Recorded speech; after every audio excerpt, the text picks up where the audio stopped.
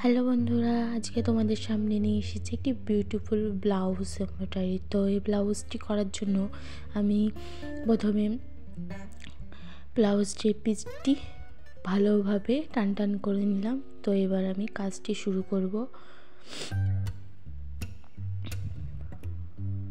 তো প্রথমে আমি চেন স্টিচ করব। চেন স্টিচটি তোমরা সকলেই পারো, আর এটি খুবই সহজ একটা স্টিচ আর খুবই বিউটিফুল। তো এভাবে আমি চেন স্টিচটি করে নেব।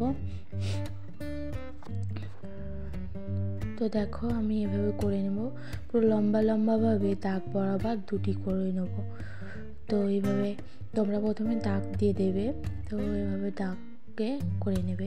তো এবার আমরা লেজি স্টিচ করব। লেজি স্টিচ তো তোমরা সকলেই পারো, আর লেজি স্টিচের মাধ্যমে অনেক এমব্রয়ডারি করেছি। তো এর মধ্যে আর একটি, তো এটা দেখো লেজি স্টিচটি আমি করছি।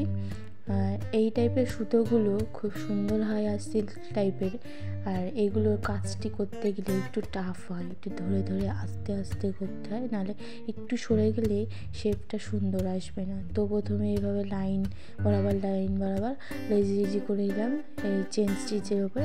এবার আমরা এই কালারের সুতো দিয়ে করব।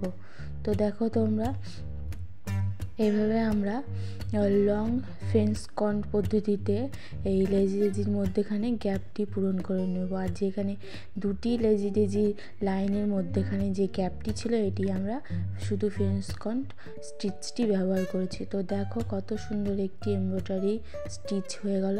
আর এই ব্লাউজ ডিজাইনটির সঙ্গে এমন টাইপের শাড়ি পরলে খুবই ভালো লাগবে। তো তোমাদের কেমন লাগলো?